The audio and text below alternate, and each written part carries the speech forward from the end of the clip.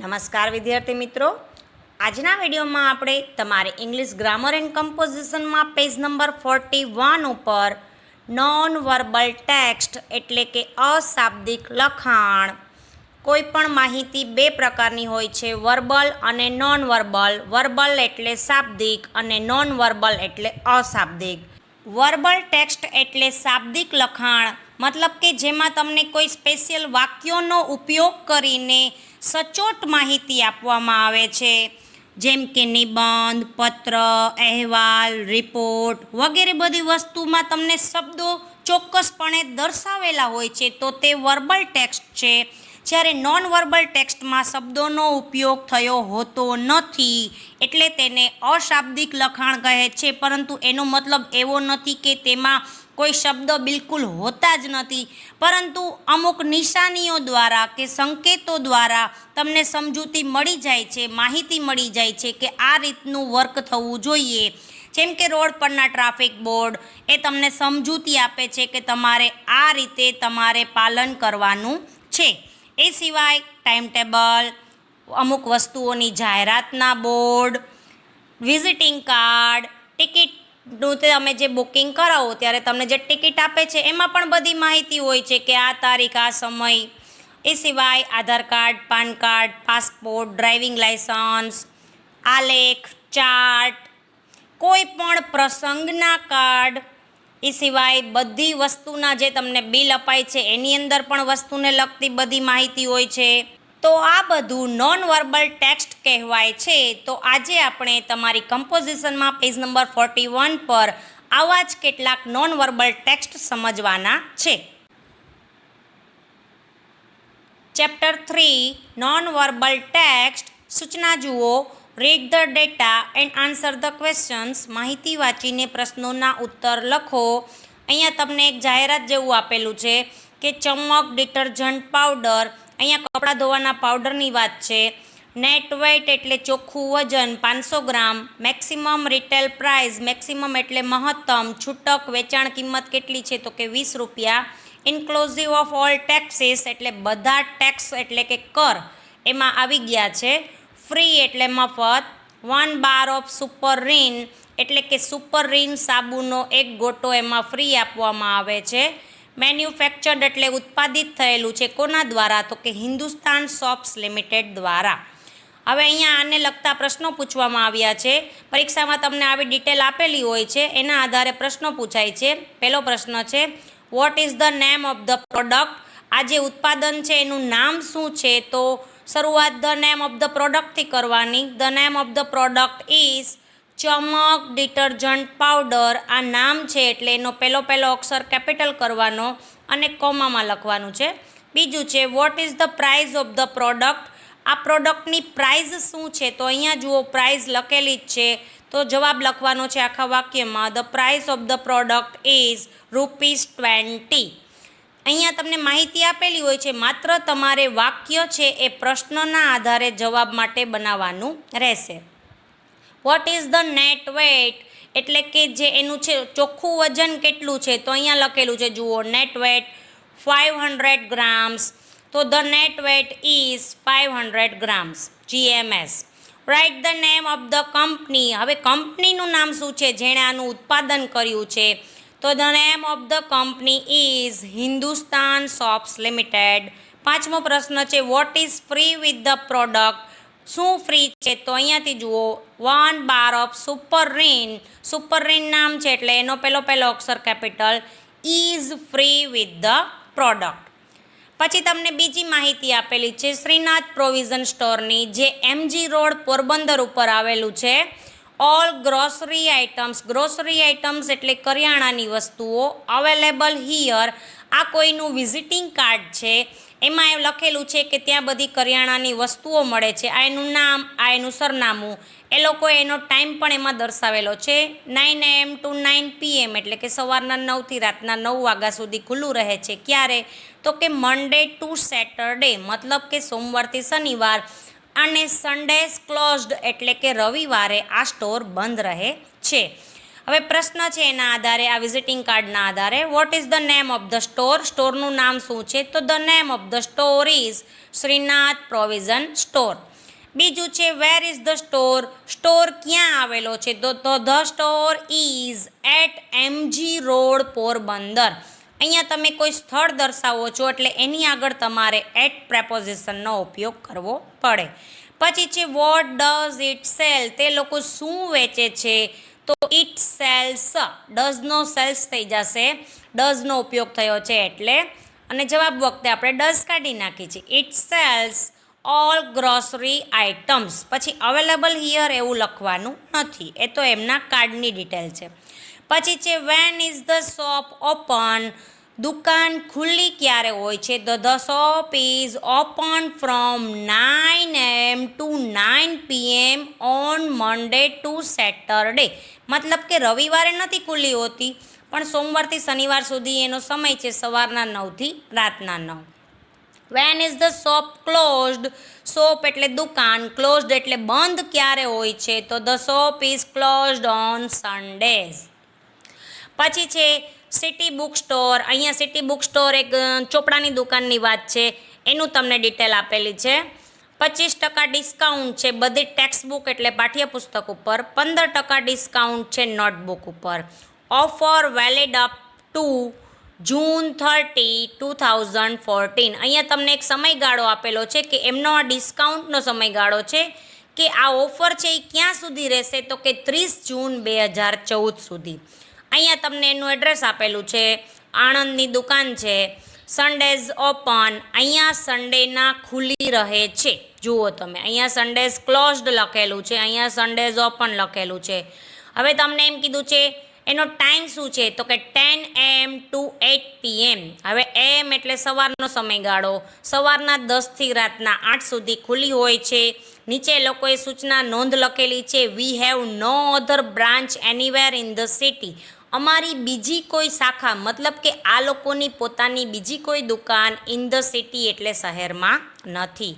પહેલો પ્રશ્ન છે how much is the discount on notebooks? Notebook ઉપર કેટલું ડિસ્કાઉન્ટ છે? The discount on notebooks is 15%, એટલે કે 15%. જે તમારી કુલ કિંમત થાય એમાંથી તમને 15% લેસ આપે છે. પછી છે what is the name of the shop? The name of the shop is city book store. ત્રીજો પ્રશ્ન છે the shop has many branches in the city, true or false? તમને અહીંયા ટ્રુ ફોલ્સ પૂછ્યું છે કે દુકાનની બીજી ઘણી શાખાઓ છે શહેરની અંદર, તો આ વાક્ય સાચું કે ખોટું? તો અહીંયા એ લોકોએ જણાવેલું છે કે અમારી બીજી કોઈ શાખા નથી, તો આ વાક્ય ખોટું છે એટલે ફોલ્સ. આગળ જુઓ, vote is the last date of the discount offer? તમને ડિસ્કાઉન્ટ ક્યાં સુધી મળશે, કઈ તારીખ સુધી? તો the last date of the discount offer is 30 જૂન 2014, એટલે કે 30 જૂન 2014 સુધી. પછી છે how much is the discount on text book? Text book ઉપર કેટલું ડિસ્કાઉન્ટ છે? તો જુઓ તમે, ટેક્સ્ટ બુક ઉપર 25% એટલે કે 25% ડિસ્કાઉન્ટ આપે છે. તો discount on text books is 25%. હવે અહીંયા એક જાહેરાતનું બોર્ડ છે, સેલ સેલ સેલ, 20% ડિસ્કાઉન્ટ. શેમાં? તો કે કલાબહારમાં. કલાબહાર એનું નામ છે. શેની દુકાન છે? તો કે house of saris and dress materials. અહીંયા તમને સાડી અને ડ્રેસ મટીરિયલ્સ મળે છે. ક્યાં આવ્યું છે? તો કે MG road, Rajkot. Time 10 AM to 9 PM, મતલબ કે સવારના 10થી રાતના 9 વાગ્યા સુધી ખુલ્લું હોય છે. સન્ડેઝ ક્લોઝડ, રવિવારે બંધ રહે છે. પ્રશ્ન છે what is the name of the shop? તો the name of the shop is Kalabahar. પછી બીજો પ્રશ્ન છે when is the shop open every day? રોજ દુકાન કેટલા વાગ્યા સુધી ખુલ્લી હોય છે? તો અહીંયા રોજની વાત છે, સન્ડેનું પૂછ્યું નથી એટલે એ કોઈ ચોખવટ કરવાની નથી. તો રોજ દુકાન 10 AM to 9 PM ખુલ્લી હોય છે. The shop is open from 10 AM to 9 PM every day. Vote is the discount? Discount શું છે? શું ડિસ્કાઉન્ટ આપે છે એ લોકો? તો કે 20%. The discount is 20%. What does the shop cell? દુકાનમાં શું વેચે છે? ડઝ નીકળી જશે એટલે સેલનું થઈ જશે સેલ્સ. ધ શોપ સેલ્સ શું? તો કે સારીઝ એન્ડ ડ્રેસ મટીરિયલ્સ. પછી છે when is the shop closed? દુકાન બંધ ક્યારે હોય છે? The shop is closed on Sundays. હવે તમારે ઓન પ્રેપોઝિશન લગાવવું પડશે જ્યારે તમે જવાબ લખો ત્યારે. પછી અહીંયા તમને એક બિલ આપેલું છે આદિત્ય બુક સ્ટોરનું. હવે એનું સરનામું આપેલું છે, ભાવનગરની દુકાન છે. હવે આ બિલ કોના નામે છે? તો કે શ્રેયા દવેના નામે. બિલની તારીખ શું છે? તો કે 12 જૂન 2014, 12 જૂન 2014નું. હવે એણે નંબર એટલે કેટલી વસ્તુ લીધી છે તે જણાવ્યું છે. શું શું વસ્તુ લીધી છે? આઇટમ જણાવેલી છે. ક્વોન્ટિટી એટલે એણે કેટલો જથ્થો લીધો છે, કેટલા પ્રમાણમાં લીધું છે તે જણાવેલું છે. રેટ એટલે આ એક વસ્તુની કિંમત છે કે તેણે જે વસ્તુ લીધી એની એક વસ્તુ એટલે પર થિંગ શું એની પ્રાઇસ છે તે જણાવ્યું છે. એમાઉન્ટ એટલે એણે જેટલી લીધી એના કેટલા પૈસા થયા છે એ રકમ છે. હવે અહીંયા ટોટલ બિલની રકમ છે. વિચ આઇટમ કોસ્ટ ₹190, મતલબ કે 190 રૂપિયાની કઈ વસ્તુ છે? તો અહીંયા તમારે જે સિંગલ વસ્તુના ભાવ આપેલા છે એ જ જોવાના છે. 190 રૂપિયામાં ડિક્શનરી મળેલી છે તો કે ડિક્શનરી કોસ્ટ ₹190. પછી છે what is the price of the one long book? એક લોંગ બુકની પ્રાઇસ શું છે? તો જુઓ એકનો જ જોવાનું છે. એણે કેટલી લીધી છે ક્વોન્ટિટી? એણે તો 2 લીધી છે પણ આપણે એકનો ભાવ જોવાનો છે. એકનો ભાવ છે 65. The price of one long book is ₹65. What is the name of the shop? તો તમારે શોપનું નામ જોવાનું છે. The name of the shop is Aditya book store. પછી આગળ છે how many single line notebooks did Shreya buy? શ્રેયાએ કેટલી સિંગલ લાઇનની બુક્સ ખરીદી? હાઉ મેની એટલે કેટલી. તો તમારે કેટલી ખરીદી તો ક્વોન્ટિટીમાં જોવાનું. કેટલી ખરીદી? તો કે એણે 6 ખરીદી છે. બરાબર. તો શ્રેયા બાયનું થઈ જશે બોટ, કારણ કે પ્રશ્નમાં ડીડનો ઉપયોગ થયો હોય. જવાબ લખીએ ત્યારે ડીડ ન આવે એટલે બાયનું થઈ જશે bought. Shreya bought 6 single line notebooks. પાંચમો પ્રશ્ન છે what is the total amount? કુલ રકમ કેટલી છે? ઓફ ધ બિલ એટલે બિલની ટોટલ રકમ કેટલી છે? The total amount of the bill is ₹460. અહીંયા જુઓ તમે, ટોટલ બિલની રકમ છે ₹460. નેક્સ્ટ તમને ચંદન શોપ વિશે માહિતી આપેલી છે. એ લોકોનું છે જાહેરાત હશે. નેટ વેટ એટલે ચોખ્ખું વજન 100 ગ્રામ છે. મેક્સિમમ રિટેલ પ્રાઇસ છૂટક વેચાણ વધુમાં વધુ ₹12 વેચાઈ શકે છે. ટેક્સ સહિત, ઇન્ક્લુઝિવ એટલે સહિત, ઓલ ટેક્સીસ એટલે બધા કર એમાં ₹12 આવી જાય છે. મતલબ કે એક્સ્ટ્રા કોઈ રકમ આમાં વેચવાવાળા ઉમેરી શકતા નથી. Purchase 3 soaps and gate. Purchase એટલે ખરીદો 3 સાબુ, એન્ડ ગેટ એટલે મેળવો 1 pack of active washing powder. 3 સાબુ ખરીદો અને એક્ટિવ વોશિંગ પાવડરનું 1 પેકેટ ફ્રી મેળવો. હવે આના મેન્યુફેક્ચર્ડ મતલબ કે મેન્યુફેક્ચરિંગ કોણે કરેલું છે? તો કે હિન્દુસ્તાન સોપ્સ લિમિટેડ, મોરબીની કંપની છે. What is the weight of the soap? સાબુનું વજન શું છે? The weight of the soap is 100 grams.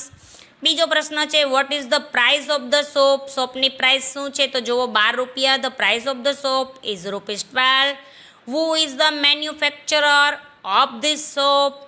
આ સાબુના મેન્યુફેક્ચરર એટલે ઉત્પાદક કોણ છે? તો અહીંયા લખેલું જ છે હિન્દુસ્તાન સોપ્સ લિમિટેડ. નામ છે એટલે એટલું ઇન્વર્ટેડ કોમામાં લખશું, is the manufacturer of this soap. પછી ચોથો પ્રશ્ન છે what is free with 3 soaps? 3 soaps સાથે 3 સાબુ સાથે શું ફ્રી છે? તો કીધું જ છે 1 pack of active washing powder is free with 3 soaps. પાંચમો પ્રશ્ન છે is the soap available in Gujarat? તમને પ્રશ્ન પૂછ્યો છે કે શું ગુજરાતમાં આ સાબુ મળે છે? તો હા, મળતો જ હોય, કારણ કે મોરબી છે એ આપણા ગુજરાત રાજ્યની અંદર જ આવેલું છે. Yes, the soap is available in Gujarat. હવે નેક્સ્ટ પેજ ઉપર આવો તો અહીંયા તમને એક ટાઈમ ટેબલ આપેલું છે. હવે ટાઈમ ટેબલમાં જુઓ 1, 2, 3 3 પીરિયડ છે. 11:15 થી 11:50 સુધી પહેલો પીરિયડ મેથ્સ એટલે ગણિતનો છે. કોણ ભણાવે છે? તો કે મિસ્ટર શાહ એના ટીચર છે. બીજો પીરિયડ છે 11:50 થી 12:25 સુધી શરૂ થાય છે, ચાલે છે. ઇંગ્લિશનો છે. કોણ ચલાવે છે? તો કે મિસિસ મહેતા. પછી ત્રીજો પીરિયડ છે એ 12:25 થી 1 વાગ્યા સુધીનો રહેશે. સાયન્સ એટલે વિજ્ઞાનનો. કોણ ભણાવશે? તો કે મિસ્ટર મોદી. અહીંયા 1 થી 1:15 મતલબ કે 15 મિનિટનો સમય શોર્ટ બ્રેક એટલે કે નાની રિસેસ છે. 1 થી 1:15 મતલબ 15 મિનિટ થાય. 15 મિનિટનો સમયગાળો 3 પીરિયડ પૂર્ણ થયા પછી રિસેસનો સમય મળશે. હવે આ ટાઈમ ટેબલના આધારે પ્રશ્નો આપેલા છે. Which subject will the students learn at 11:50? કયો સબ્જેક્ટ એવો છે જે બાળકો, સ્ટુડન્ટ્સ એટલે વિદ્યાર્થીઓ 11:50 ભણશે? તો જુઓ 11:50 આ પૂર્ણ થાય છે. હવે 11:50થી ભણવાની શરૂઆત અહીંથી થાય છે. એટલે તમારે મેથ્સ નથી લખવાનું, ઇંગ્લિશ લખવાનું છે, કારણ કે 11:50થી સ્ટાર્ટ થશે. બરાબર, 11:50થી ચાલુ થતો હોય એવો પીરિયડ ઇંગ્લિશ છે. English subject will the students learn at 11:50. અહીંયા મેથ્સ લખવાનું નથી. બીજો પ્રશ્ન છે વુ ટીચીસ મેથ્સ? મેથ્સ કોણ ભણાવે છે? તો એના ટીચરનું નામ જુઓ, મિસ્ટર શાહ. તો વુની જગ્યાએ માત્ર મિસ્ટર શાહ લગાડી દો, બાકી બધું એમનેમ. ત્રીજો પ્રશ્ન છે does mister Modi teach English? શું મિસ્ટર મોદી ઇંગ્લિશ ભણાવે છે? તો ઇંગ્લિશ સબ્જેક્ટની સામે જુઓ મિસિસ મહેતા લખેલું છે. તો તમને પૂછ્યું છે મિસ્ટર મોદી વિશે કે મિસ્ટર મોદી ઇંગ્લિશ ભણાવે છે? તો ના, no, mister Modi does not teach English. પછી ચોથો પ્રશ્ન છે when will the students learn science? Science બાળકો ક્યારે ભણશે વિદ્યાર્થીઓ? તો the students will learn science at. તો તમારે અહીંયા નથી લખવાનું, સાયન્સની સામે જે સમય આપ્યો છે એ લખવાનો છે. 12:25 એટલે કે 12:25થી 1 વાગ્યા સુધીનો સમય સાયન્સનો રહેશે, ટુ 1 PM. પછી પાંચમો છેલ્લો પ્રશ્ન છે how long is the short break? How long એટલે કેટલો લાંબો રહેશે, શોર્ટ બ્રેક એટલે નાનો રિસેસ કેટલા સમય માટે રહેશે? તો ધ શોર્ટ બ્રેક ઇઝ 4. અહીંયા 4 શબ્દ તમારે ઉમેરવો પડશે કે 15 મિનિટ માટે રહેશે, ખાલી 15 મિનિટ્સ એમ લખવાનું નથી. અહીંયા તમારું નોન વર્બલ ટેક્સ્ટ પૂર્ણ થાય છે. આજના વિડીયોમાં બસ તમને આટલું જ. Thank you.